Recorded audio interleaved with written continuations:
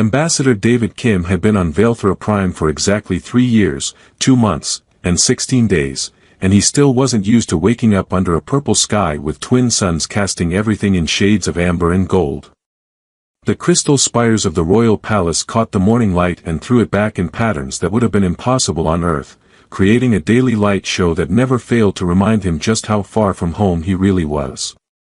His diplomatic quarters were luxurious by human standards but modest by Vaelthra measures, a suite of rooms carved from living crystal that responded to touch with gentle warmth and could adjust their transparency from clear to opaque with a simple mental command.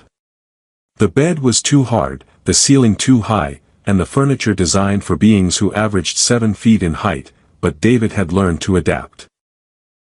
3 years of being the sole human representative to a warrior culture dominated by fierce female leaders had taught him that adaptation was the key to survival.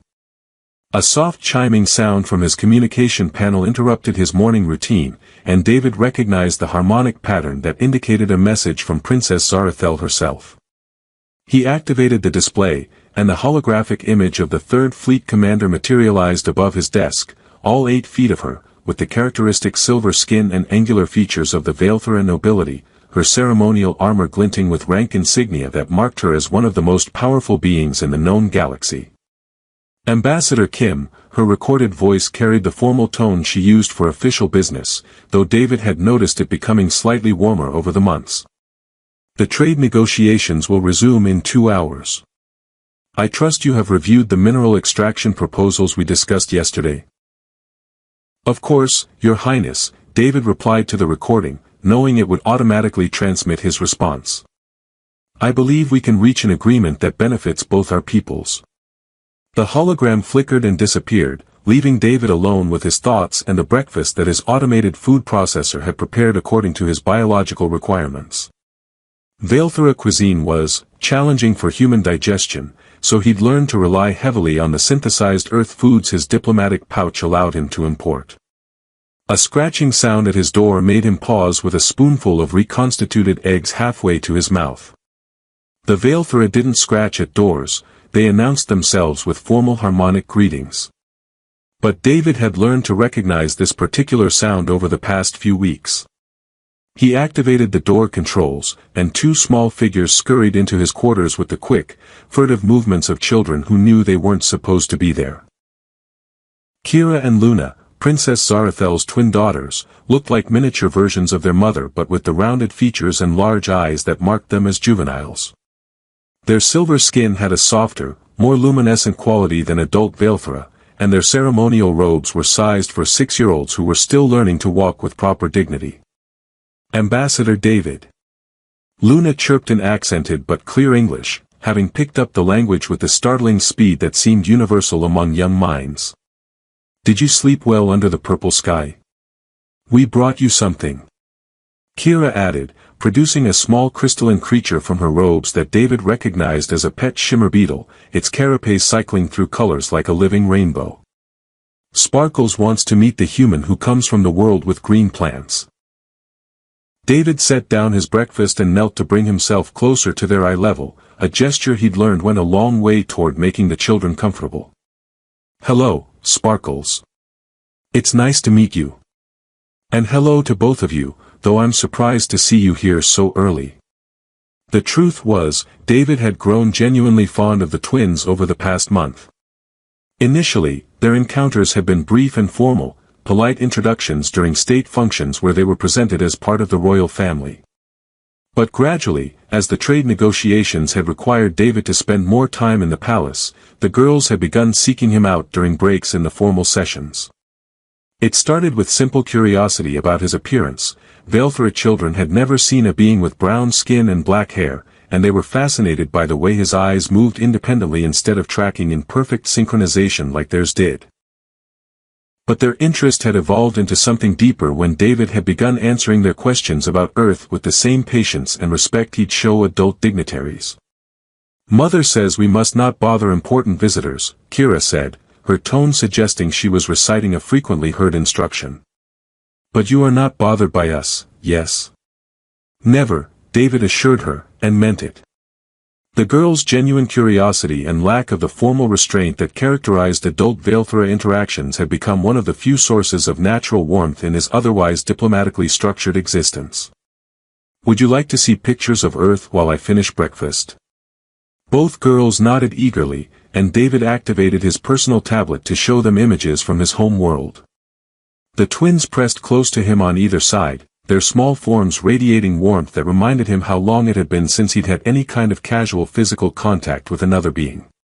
"The trees are so big," Luna exclaimed, pointing at a photograph of the redwood forests in California. "And the color is so strange, not silver or crystal, but green like sparkles when he is happy.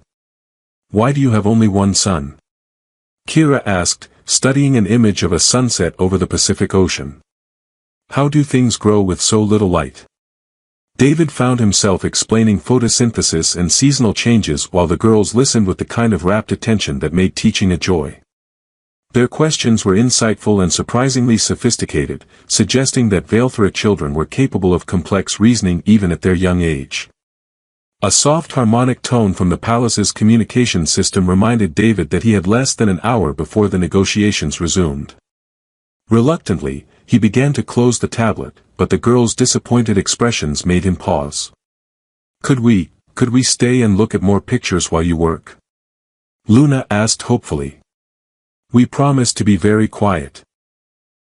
David glanced toward his diplomatic materials, knowing that allowing unauthorized individuals, even children, to be present during preparation for sensitive negotiations was probably against several protocols. But the eager faces looking up at him made it impossible to refuse. "Just for a little while," he said. "But you have to promise to return to your quarters before your mother starts looking for you." The twins nodded solemnly and settled onto the floor with David's tablet, whispering to each other in their native language as they scrolled through images of Earth's landscapes, animals, and cities. David watched them for a moment, struck by how natural their presence felt in his sterile diplomatic quarters, before turning to his preparation for the day's negotiations. He had no way of knowing that this would be the last time he'd see the princesses for several terrifying hours, or that their innocent trust would soon become the key to unlocking a diplomatic breakthrough that formal negotiations had failed to achieve. The first sign that something was wrong came during what should have been a routine break in the trade negotiations. David was reviewing mineral extraction quotas with the Valethera Economic Council when the palace's harmonic communication system began broadcasting an emergency pattern that made every crystal surface in the building resonate with urgent, discordant tones. Princess Zarathel straightened in her ceremonial throne, her silver skin shifting to the darker hues that David had learned indicated high stress among her people. Around the council chamber, military advisors and economic ministers began activating personal communication devices, their expressions shifting from diplomatic calm to professional alarm with the speed that marked a warrior culture always prepared for crisis. "Your Highness," David asked quietly, recognizing the tension in the room even if he couldn't interpret all the subtle social cues that passed between the Valethera officials. "Security alert," Zarathel replied tersely, her attention divided between David and the stream of information flowing through her neural interface. "Someone will brief us shortly on the nature of the emergency." The briefing came in the form of General Thyss, the head of palace security, who materialized in the council chamber's holographic display with the kind of barely controlled panic that David had never seen from a Valethera military officer. Her usually perfect ceremonial armor was disheveled, and her skin patterns flashed the rapid crimson cycles that indicated extreme distress. "Your Highness," General Thyss began, her voice carrying formal protocols even as her body language screamed urgency. "The young princesses cannot be located. They were last seen in their quarters approximately 3 hours ago, but when their tutors arrived for afternoon lessons, the rooms were empty." The change in Princess Zarathel was immediate and terrifying. The composed military commander who had been negotiating complex trade agreements moments before disappeared, replaced by a mother whose children were missing. Her skin patterns shifted through colors David had never seen, and when she stood from her throne, the ceremonial armor she wore began to hum with barely contained energy. "Search parameters," she demanded, her voice carrying harmonics that made the crystal walls vibrate. Full palace lockdown initiated. All entrances sealed, all transport systems disabled. Scanning protocols active across all frequencies and dimensional phases. No breach of perimeter security detected, no unauthorized life forms identified within the complex. David felt a chill that had nothing to do with the palace's climate control systems. Your Highness, if I may ask, how old are your daughters? In human terms, I mean. 6 standard cycles, Zarathel replied without taking her attention from the tactical displays that were materializing around the chamber. Old enough to understand security protocols, too young to deliberately violate them without reason. The next 4 hours transformed the royal palace from a center of diplomacy into a military command post. David found himself swept along with the crisis response, partly because evacuating him would waste valuable time and partly because his presence seemed to provide Princess Zarathel with some measure of stability in the chaos. He watched Valethera efficiency in action as search teams deployed with precision that would have impressed any human military commander. Every room in the massive Crystal Palace was searched and researched. Guard posts were interviewed, surveillance records analyzed, and potential hiding places explored with the thoroughness of beings who understood that the safety of royal children was paramount to the stability of their entire civilization. But as the hours passed without any trace of Kira and Luna, the search began to take on an increasingly desperate character. Could they have been taken by political opponents? David asked during a brief lull in the frantic activity, trying to understand the implications of the situation. General Thyss, who had been coordinating search efforts from the council chamber, looked at him with an expression that mixed professional assessment with barely contained hostility. The possibility cannot be eliminated.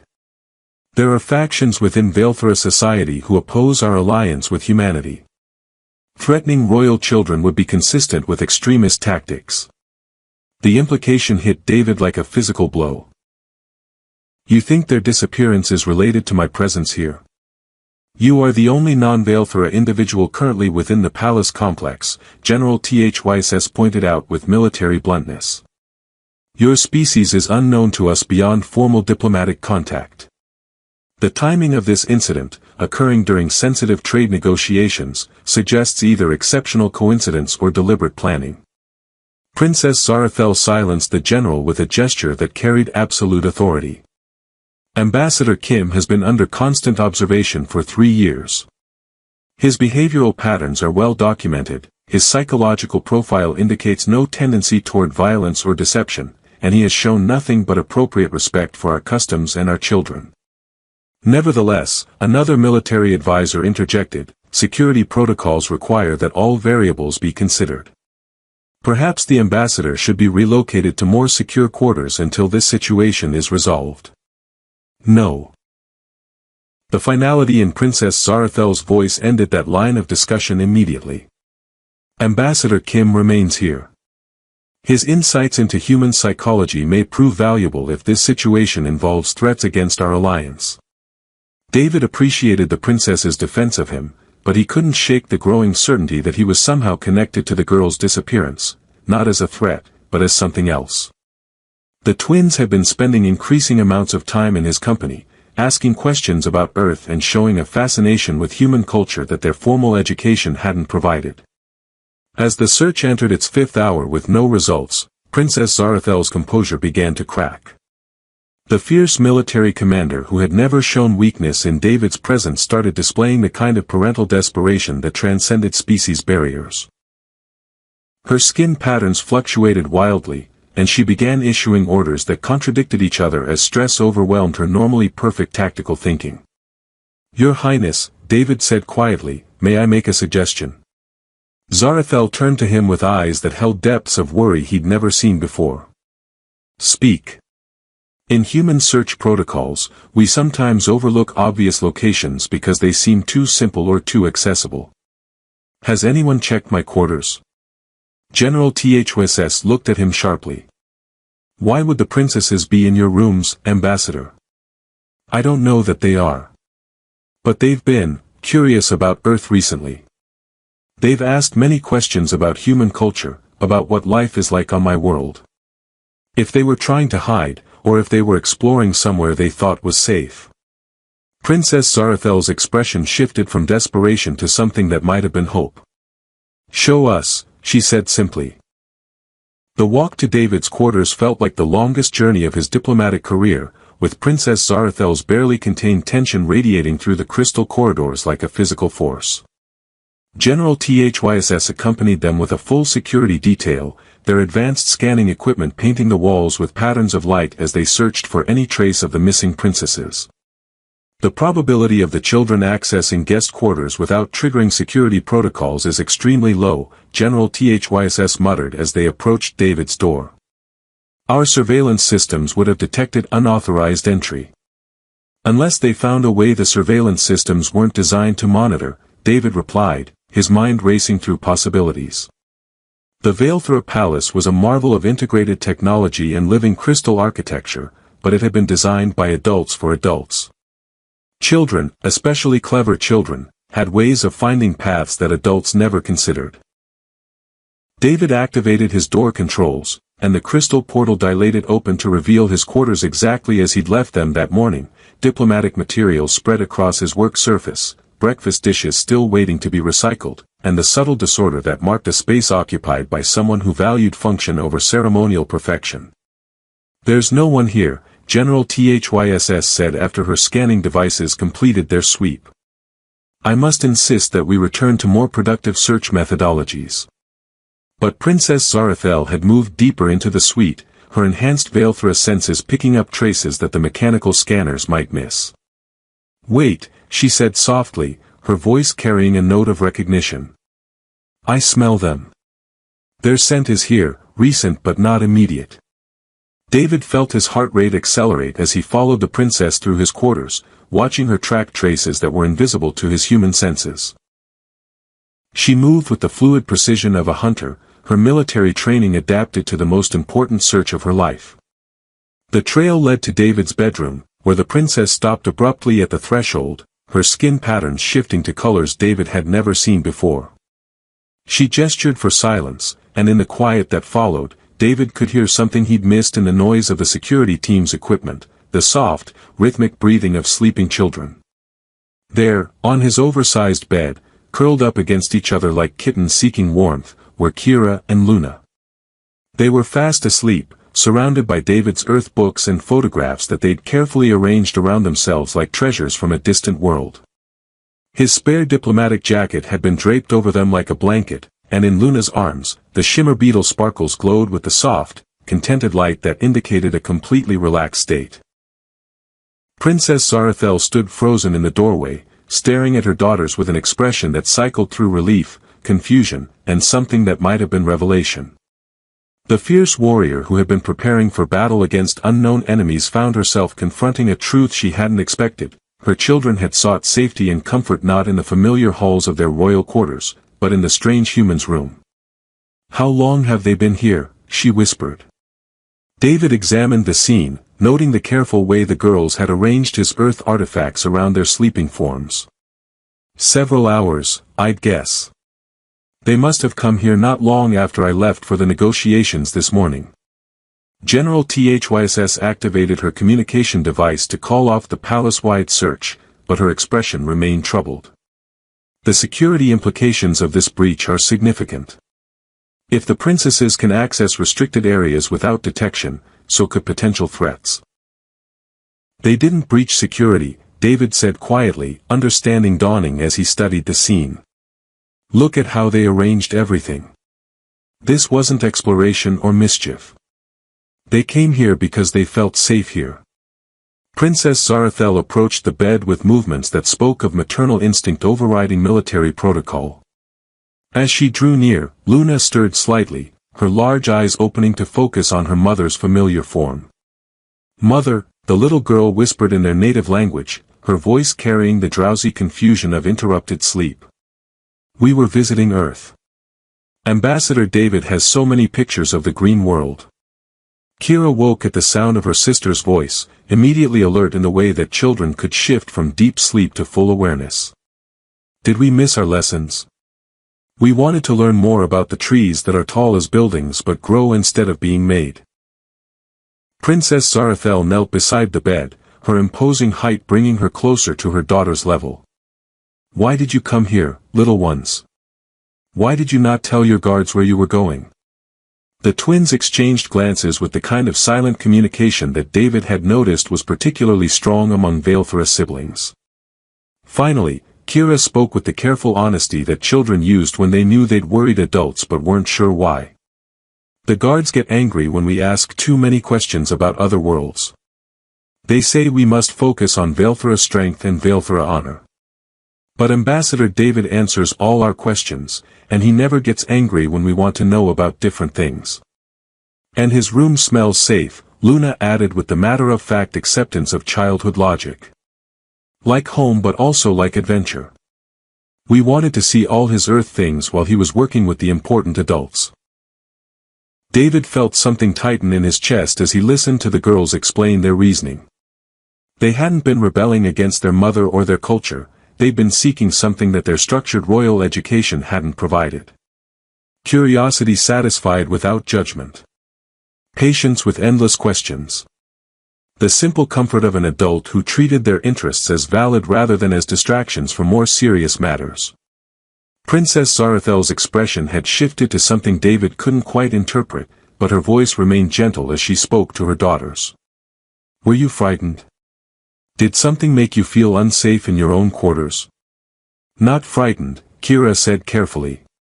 "Just lonely. The tutors teach us important things, but they don't understand when we want to know about worlds with one sun and animals that don't glow and people who make music with instruments instead of with their voices." "Ambassador David understands," Luna continued.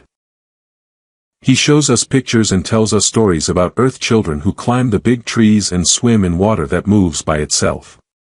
We wanted to pretend we were visiting Earth, and his room is the closest we could get." General Thyss, who had been monitoring the conversation with professional interest, stepped forward. "Your Highness, we should discuss security protocols that would prevent future unauthorized movements by the princesses." But Princess Zarathel held up a hand for silence, her attention fully focused on her daughters and the human ambassador who had unknowingly provided them with something she hadn't realized they needed. The fierce military commander was discovering that strength sometimes meant acknowledging what others could provide that she could not. "David," she said softly, using his first name for the first time in their 3 years of diplomatic contact. "How long have they been coming to you with questions about your world?" David settled into the chair beside his bed, watching as Princess Zarathel gathered her daughters into her arms while they explained their adventure in the mixture of languages that seemed natural to bilingual children. The scene was both touching and revealing, the fierce military commander transformed into a mother trying to understand needs she hadn't recognized in her own children. They started asking questions about Earth during the second month of extended negotiations, David explained, his voice soft to avoid disturbing the family reunion unfolding on his bed. "Initially just curiosity about my appearance and customs.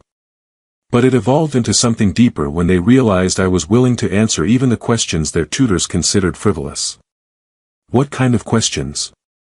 Princess Zarathel asked, though her attention remained focused on her daughters as they showed her the Earth photographs they'd been studying. "Everything. Why Earth trees are green instead of crystal. How human children learn to walk without formal balance training. Why we have pets that serve no military or economic function. How we create art that has no practical application beyond beauty." David paused, choosing his words carefully. Questions that suggest they're hungry for knowledge about emotional expression and creativity that their formal education doesn't provide. General Thyss, who had been coordinating with security teams throughout the palace, looked up from her communication device with professional concern. "Ambassador, are you suggesting that our educational methods are inadequate?" "Not inadequate," David replied diplomatically. "Different. Valethra culture produces incredible warriors, brilliant strategists, and advanced technological innovations. But Kira and Luna are asking questions about aspects of life that warrior culture doesn't traditionally emphasize." Princess Zarathel's expression had grown thoughtful as she listened to the conversation while her daughters whispered excitedly about the pictures of Earth animals they discovered. "What aspects specifically?" Imagination for its own sake. Play that has no training purpose. The value of gentleness as a strength rather than a weakness. David gestured toward his scattered Earth books. They're fascinated by human stories about heroes who win through compassion and understanding rather than superior firepower. That's because Ambassador David tells the best stories. Luna interjected, bouncing slightly on the bed with enthusiasm. He told us about human children who became friends with creatures from other worlds by being kind to them, and about heroes who saved everyone by understanding their enemies instead of fighting them. And he never says our questions are silly, Kira added. When we ask about Earth music or Earth art or why humans cry when they're happy, he explains everything like it's important. Princess Zarathel studied David with an intensity that made him feel as though she was seeing him clearly for the first time. You've been providing my daughters with something I haven't given them. Not intentionally, David assured her quickly. I've simply been answering their questions honestly, the way any adult should respond to curious children. But that's exactly what we don't do in Valephra culture, Princess Zarathel said with a realization that seemed to surprise her. We direct children's curiosity toward productive channels, military strategy, technological advancement, resource management. We don't encourage questions about emotional experiences or creative expression because those qualities are considered, not weaknesses, but less essential than practical skills. General Thwss shifted uncomfortably. Your Highness, surely you're not suggesting that we should restructure our entire educational approach based on alien perspectives. I'm suggesting, Princess Zarathel replied with the authority that made her one of the most respected leaders in the Valephra Empire, that my daughters found something in Ambassador David's company that they couldn't find in their own culture. And given that they chose to seek safety and comfort in his quarters rather than with their own people, perhaps we should examine what that means. The twins had been listening to the adult conversation with the intense focus that children brought to discussions about their own behavior, and Luna chose that moment to speak up with the brutal honesty of childhood. Mother, we love you and we're proud to be Valephra, but sometimes we want to know about things that aren't about fighting or conquering or being strong all the time. Ambassador David tells us about humans who are heroes because they're gentle and kind and help others even when it's hard. And he lets us ask the same question lots of times until we understand, Kira added. The tutors get impatient when we ask about feelings or beauty or why things are wonderful instead of just useful. David watched Princess Zarathel process her daughter's words, seeing the moment when the military commander fully grasped the implications of what had happened. Her children hadn't been rebelling against their culture, they'd been seeking balance that their culture didn't provide. David, she said formally, though her tone carried warmth that hadn't been there before. I would like to propose a modification to our trade negotiations. In addition to mineral extraction and technology exchanges, I want to discuss cultural programs. What kind of cultural programs? David asked, though he suspected he knew where this was leading. Educational exchanges. Human teachers who could work with young Valephra to provide the kind of patient, creative instruction that you've been giving my daughters. And perhaps Valephra instructors who could teach human children about discipline, strategic thinking, and the warrior virtues that build character and resilience. General Thwss looked alarmed. Your Highness, exposing our children to alien cultural influences could weaken their dedication to traditional Valephra values. Or it could strengthen them by providing context and balance, Princess Zarathel countered. My daughters haven't become less Valephra by learning about Earth. They've become more curious, more thoughtful, more capable of seeing beyond our traditional perspectives. Those are valuable traits for future leaders. David felt excitement building as he realized the scope of what Princess Zarathel was proposing. It would be a remarkable program. Human children could benefit enormously from Valephra discipline and strategic thinking, while Valephra children could explore creativity and emotional intelligence that would make them more effective leaders and diplomats. And it would create bonds between our species that go deeper than trade agreements or military alliances, Princess Zarathel added. Understanding forged in childhood tends to last throughout a lifetime. The twins had been following the conversation with growing excitement, and now they looked between their mother and David with hope that was almost tangible. Does this mean Ambassador David can keep teaching us about Earth? Luna asked. And maybe we could meet human children someday. It means, Princess Zarathel said with a smile that transformed her austere features into something radiant, that Ambassador David is going to be very busy developing new kinds of relationships between our peoples. And yes, little ones, you will definitely meet human children. You might even become ambassadors yourselves someday, building bridges between worlds. As the security team stood down and the palace returned to normal operations, David realized that the crisis had fundamentally changed his role from diplomatic negotiator to something much more personal and important. The trust of two curious little girls had opened doors that formal protocols never could have breached. "Your Highness," he said as they prepared to leave his quarters, "I have one request." "Speak." Could Kira and Luna keep some of those Earth books? I think they were finding something important in those stories about heroes who win through understanding rather than conquest. Princess Zarathel looked at her daughters, who were still clutching several of David's picture books like precious treasures, and her expression softened completely. "I think," she said, "they've already found something much more valuable than books. They've found proof that strength comes in many forms, and that the greatest victories are won not through superior firepower, but through the simple courage to trust and be trusted in return." As they left his quarters, David could hear the twins excitedly planning all the questions they wanted to ask him about Earth children and the adventures they might have when the cultural exchange program began. The crisis that had begun with missing princesses had transformed into the foundation for a new kind of diplomacy, one built not on formal treaties and trade agreements, but on the simple trust of children who saw past species differences to find kindness and wonder. 6 months later, David stood in the same palace corridors, but now they echoed with sounds that would have been impossible before. The laughter of human and Velthra children learning together, the patient voices of teachers from both worlds sharing knowledge that had never been shared before, and the excited chatter of young minds discovering that the universe was far more wonderful when experienced through the perspectives of different species. Kira and Luna had become unofficial ambassadors themselves, their natural curiosity now channeled into helping other Velthra children overcome their initial wariness of human customs. They taught their peers Earth games, shared stories about worlds beyond their own, and demonstrated that strength could be found in gentleness just as surely as in conquest. Princess Zarathel, watching her daughters guide a group of mixed human and Velthra children through an art project that would have been impossible in either culture alone, turned to David with satisfaction that ran deeper than any successful military campaign. "You know," she said quietly, "I spent 3 years trying to understand what humans could offer the Velthra Empire.